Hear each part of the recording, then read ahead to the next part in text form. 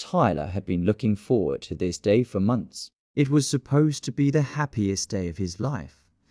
The day he finally married Emily, the girl he loved since they were both in high school. They planned a small wedding outside of town, in a quiet venue surrounded by open fields and tall trees, the kind of place where you could hear birds in the morning and see stars at night. But that morning, nothing felt right. The sky was heavy with grey clouds, the kind that looked like they could burst with rain at any moment. Emily was quiet, looking out the window, and Tyler could feel the tension in the car like a thick rope pulling tight around them. They were running late because Tyler had misplaced the rings, and Emily had left the boutonniere back at their apartment. They argued in soft, tense voices, afraid to yell but too stressed to stay silent. Tyler kept checking his phone, watching the time slip away, his heart beating faster with each passing minute. He tried to calm Emily down, saying, "We'll get there, it's okay," but his own hands were shaking on the steering wheel. The GPS on his phone was working fine until they got out of the city. Then it started to freeze, showing nothing but a spinning circle, and the little blue dot stopped moving on the screen. They were supposed to stay on the main highway, but Tyler remembered a back road his cousin had told him about. A gravel road that would cut through the fields and take them to the venue faster. He turned onto it without telling Emily. The road was old, cracked in some places, and small stones jumped up and hit the car's underbody with sharp, echoing sounds. Emily finally looked up and asked, "Where are we going?" Tyler lied and said, "It's a shortcut. Don't worry, but deep down." He was starting to feel uneasy as they drove. The road became narrower, with tall, dead grass on both sides. The trees leaned over the road, creating dark shadows even though it was still morning. The branches scratched the sides of the car, making a screeching sound that made Emily flinch every time. The radio had lost signal, leaving them with only the sound of the car engine and the wind pushing against the windows. Tyler tried to keep talking, trying to make Emily laugh to ease the tension. But Emily just stared ahead, her eyes wide, holding her phone even though it had no service. They passed a row of rusted mailboxes, leaning to the side, the names on them too faded to read. Some were hanging open, empty, as if no one had checked them in years. It made Tyler think about how far they were from everything, and for a moment, he wondered if anyone would even hear them if something happened out here. The car hit a bump, making a loud clunk, and Emily gasped, asking if they had a flat tire. Tyler pulled over to check, but everything looked fine. So he got back in and kept driving. As they continued, the road curved around a bend, and suddenly they saw an old fence on the left side, broken in places, with tall weeds growing through the gaps. Behind the fence was an abandoned farmhouse, its windows boarded up with rotting wood, and the paint on the walls was peeling off like old skin. The front door was missing, leaving a dark hole that seemed to swallow the light around it.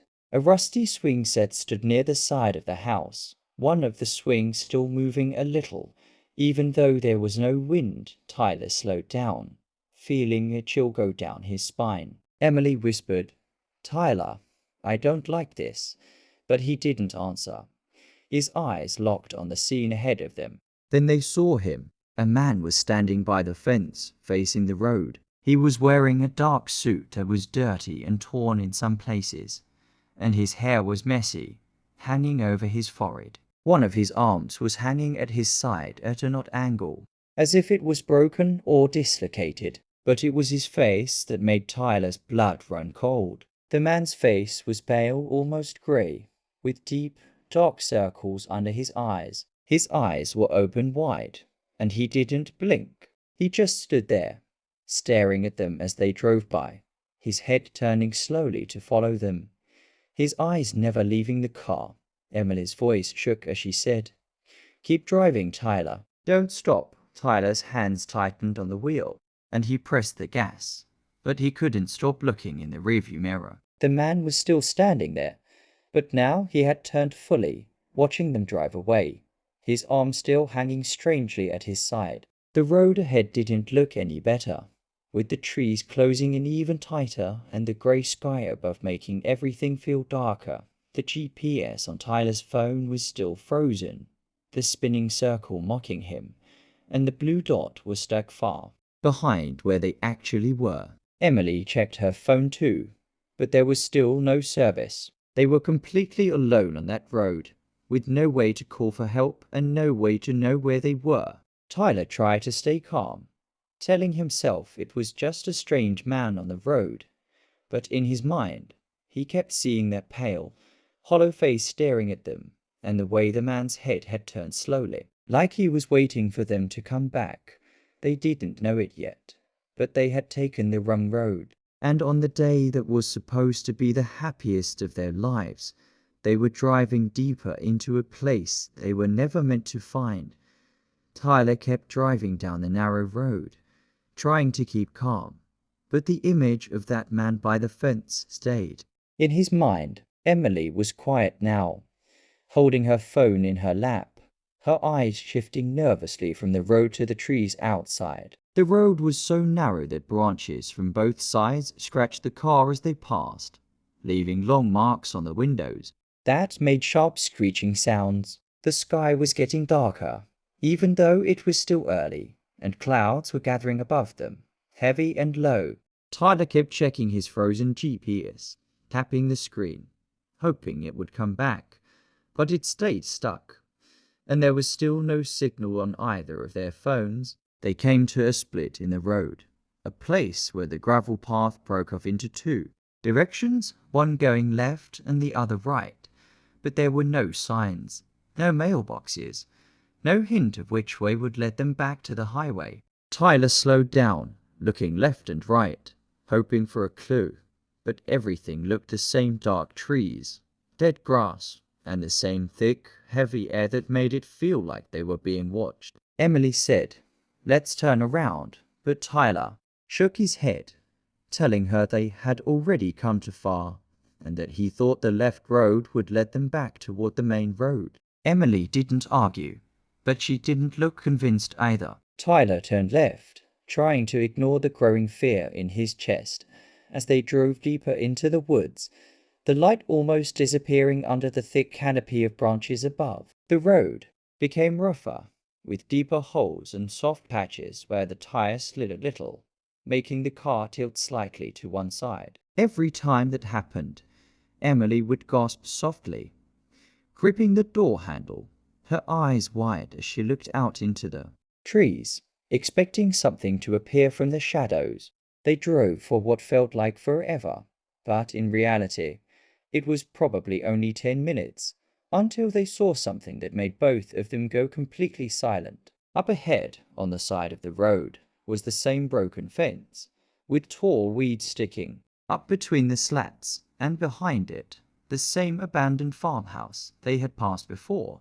The boards on the windows were the same, hanging crooked, and the front door was still missing, leaving that dark, empty doorway. The rusty swing set was there too, one swing moving slowly, back and forth, even though there was still no wind at all. Tyler's hands started to shake on the steering wheel, and Emily whispered, "Tyler, is this the same place?" But they both already knew it was. It was the exact same place, even though they had turned left, even though they had driven in what should have been the opposite direction. Tyler didn't answer. His eyes were locked on the fence, and his breath caught in his throat when he saw the man standing there again. The same man, wearing the same dirty, torn suit, with the same pale, grey face and dark circles under his eyes, was standing by the fence, closer to the road this time, so close that Tyler could see the man's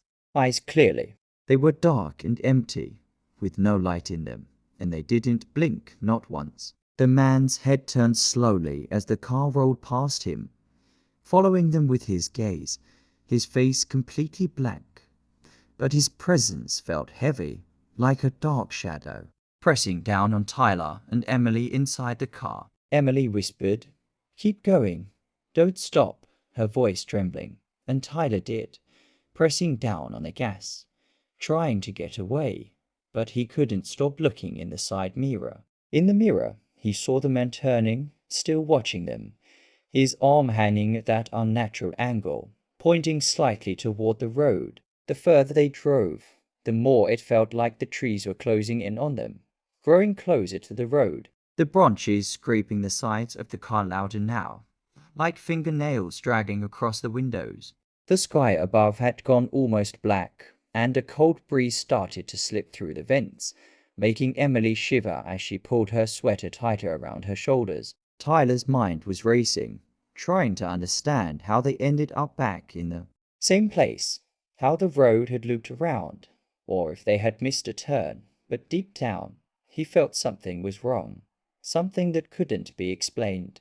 The road ahead twisted again, leading them around another curve, and every shadow between the trees looked like someone standing there, watching them. The trees themselves looked twisted, their branches like dark arms reaching out, ready to grab them if they stopped. Emily started to cry softly, whispering, "Please, Tyler, let's go back, please." Tyler didn't know what to say, because he didn't know how to get back, and every second, he felt like they were going deeper into a place they weren't supposed to be. The only thing that kept him moving was the thought that if they stopped, if they got out of the car, that man would be there again, waiting, standing by the fence, or maybe even closer. As they drove, the road dipped down, and they saw something ahead, something that looked like a building hidden under the trees, its shape dark against the dim light, and Tyler thought he saw a cross on the top, leaning to the side. Emily wiped her tears and asked in a small voice, "What is that?" Tyler didn't answer, but he slowed down, the gravel crunching under the tires as they approached the building, realizing it was an old chapel, abandoned, sitting at the end of the road, like it had been waiting for them to arrive. They had no idea what they would find inside, but they both felt that whatever was waiting in that chapel would change everything about the day that was supposed to be the happiest of their lives. Tyler slowly pulled the car up to the front of the small chapel. The building looked like it had been forgotten for years. Its paint was peeling off in long, dirty strips, and the windows were cloudy with dust. The cross at the top of the roof was tilted,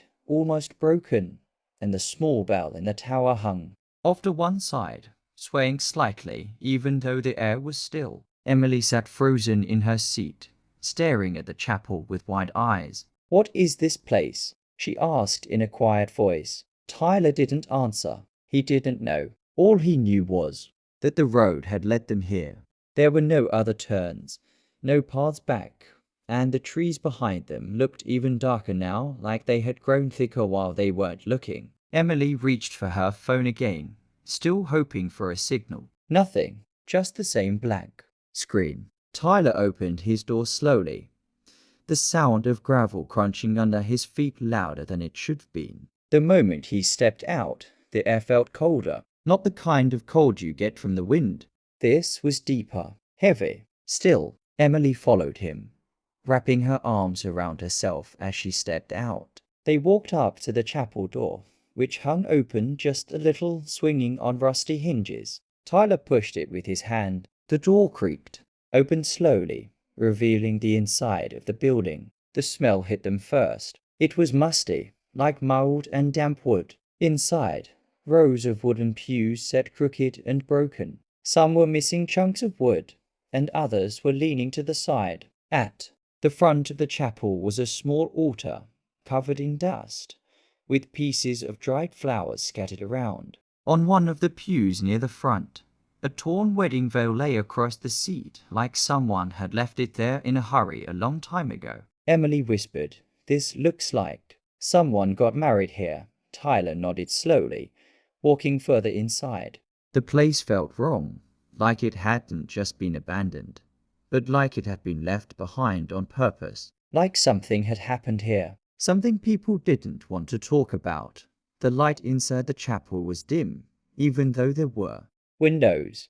Dust floated in the air, making everything look hazy and still. Tyler noticed something strange right away.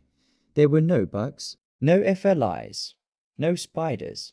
No movement at all. Just silence. Too much silence. Then they heard it. A soft creaking sound. Coming from above. They both stopped walking. It sounded like footsteps. Slow ones. Wood bending under someone's weight. It was coming from the balcony that hung above the pews. There was no one else around. No cars outside. No signs of life. Tyler looked up at the balcony, but he couldn't see anyone. Emily whispered, "Maybe it's just the wind." But there was no wind. Not in there. Then they heard something else. A dragging sound. Something heavy being pulled across the wooden floor above them. The same sound they had heard outside when the man had moved his broken arm. A slow, scraping drag, like a leg being pulled behind a body. Tyler grabbed Emily's hand, and they started to move back toward the door. But before they could reach it, they both froze. Someone stepped out. From behind the Auto.it was the man. The same man they had seen twice on the road. He looked exactly the same grey skin, dark hollow eyes, a suit that was torn and stained, and that arm still hanging at a strange, twisted angle. He didn't speak. He just stood there, staring at them, his face blank, almost lifeless. His presence filled the chapel like smoke, choking the air around them. Emily gripped Tyler's hand tighter. "That's him," she said, her voice barely above a whisper. "It's the same man." The man slowly raised his broken arm and pointed toward the altar. His fingers trembled slightly, and his mouth opened, but no sound came out. Just silence, deep and empty. Tyler tried to move, but his feet felt like they were stuck. Emily was shaking now. They didn't know what he wanted, why he was pointing, why he had been waiting here. Tyler looked at the altar again and saw something he hadn't noticed before. There was a photo frame, its glass cracked, sitting under a layer of dust. He stepped closer and brushed the dust away. Inside was a wedding photo, a couple standing at that very altar. But the groom in the photo looked familiar. Tyler stared at the groom's face and felt cold run through his body. The groom looked almost exactly like him. Same hair, same eyes, same jaw. The only difference was the expression. The man in the photo was smiling, but his smile looked forced, afraid. Just then, another sound echoed through the chapel. Footsteps again. This time not above them, but behind. They turned quickly, expecting to see someone else, but there was nothing. Just the door swinging, slightly, as if someone had just entered. Tyler looked at the side wall and noticed a mirror hanging crooked near the entrance. In the reflection, he saw something that made his stomach twist. Standing behind them in the reflection was the man again. But his face was different now. It looked exactly like Tyler's. Same eyes, same shape, but dead. Empty. Grey. Tyler blinked and turned around. The man wasn't there. The reflection was gone. But that chill stayed in their air like a warning. Tyler grabbed Emily's arm. "We're leaving," he said quickly. They turned and ran out of the chapel, not stopping to look back. As they got in the car and drove away, the trees seemed to open back up slowly, letting them pass. The GPS finally blinked back to life, and a weak signal returned. Rain started to fall from the heavy clouds above, washing the dust from the windshield. Neither of them spoke for a long time. Tyler kept looking in the mirror, expecting to see something following them. But the road behind them was empty. They drove for a long time, not talking, just listening to the rain tapping on the roof of the car as it washed away the dust from the windows. Tyler kept checking the rearview mirror every few seconds, expecting to see that man or himself standing in the road behind them. But there was nothing there. Just empty, wet gravel fading into the trees. Emily was staring out the window, her eyes empty, like she was trying to make sense of what they had seen in that chapel. Her hands were shaking, and she kept wiping them on her dress, as if trying to get rid of a feeling she couldn't describe. The GPS on Tyler's phone finally started working again, showing them a path back to the highway. But it kept glitching, freezing for a moment, then jumping forward, the little blue dot shaking like it was struggling to keep up with where they were. Tyler didn't trust it anymore. but it was the only guide they had. So he followed it, hoping it would get them away from that place. The rain got heavier, hitting the windshield so hard that the wipers struggled to keep up, making everything outside look blurry and dark. They finally found the highway, and as soon as they turned onto it, the sky seemed a little brighter. The trees less thick, the world a little more normal. But inside the car, nothing felt normal. Emily finally spoke, her voice small and cracked. "Tyler, what was that place?" Tyler didn't know how to answer, so he just shook his head, gripping the steering wheel tighter. They didn't say much for the rest of the drive to the wedding venue. When they arrived, people were waiting outside, holding umbrellas, looking relieved to see them pull up. Tyler's mother came running to the car, asking why they were so late, if they had gotten lost, if they were okay. Tyler and Emily just nodded, forcing small smiles, telling everyone they had just taken a wrong turn and gotten stuck in the rain. No one needed to know what really happened. Not yet. Not ever, Tyler thought.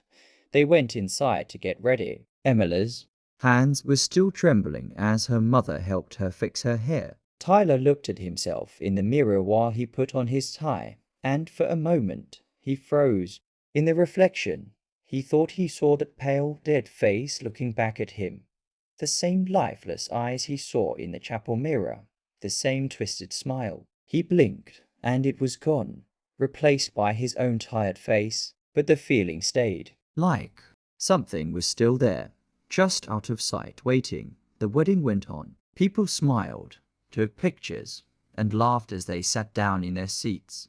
The rain stopped, and the clouds cleared, leaving a soft light in the sky as the ceremony started. Tyler stood at the altar, waiting for Emily, watching the guests smile and take videos on their phones. When Emily walked down the aisle, she looked beautiful, but her eyes still held that emptiness, a small fear hiding behind her smile. They held hands, reciting the vows they had practiced so many times, trying to pretend everything was normal. But as Tyler spoke, he felt something in his pocket, something he didn't remember putting there. When it was time to put on the rings, Tyler reached into his pocket, and his fingers touched something cold and sharp. He pulled out the rings, but with them came a small piece of glass, cracked and dusty. He recognized it instantly. It was from the photo frame on the altar in the abandoned chapel. His hands started to shake, and he quickly slid the rings onto Emily's finger, hiding the piece of glass back in his pocket before anyone could see. They kissed, and people clapped and cheered, but Tyler felt nothing but cold in his chest. During the reception, people laughed, danced, and clinked glasses, but Tyler and Emily stayed quiet, sitting close together, forcing smiles whenever someone came to congratulate them. Tyler kept feeling the piece of glass in his pocket, its sharp edge pressing into his leg, reminding him of the photo, the chapel, and the man who looked like him. Emily leaned over at one point and whispered, "Do you feel like he's here?" Tyler didn't answer, but he did. Every time he looked around, he thought he saw a man in a dark suit standing at the edge of the crowd, watching them, his face hidden in the shadows. But when Tyler looked again, there was no one there. As the night ended and people left, Tyler and Emily got into their car to leave for their hotel. The air was quiet, the road dark but clear. For a moment, it felt like maybe they could leave it all behind. But as they drove away, Tyler checked the rearview mirror one last time. At the edge of the venue's parking lot, under the glow of a single streetlight, stood a man in a dark, torn suit. His arm hung at that strange angle, and his pale face looked up at them as they drove away, his eyes empty, never blinking. Tyler's breath caught in his throat, and he looked away quickly, gripping the wheel so tightly his knuckles turned white. They drove into the darkness, the road stretching out before them, quiet, empty, but it didn't feel like they were alone. Tyler and Emily didn't talk as they held each other's hands, both too afraid to look back again. Deep down, they knew the truth.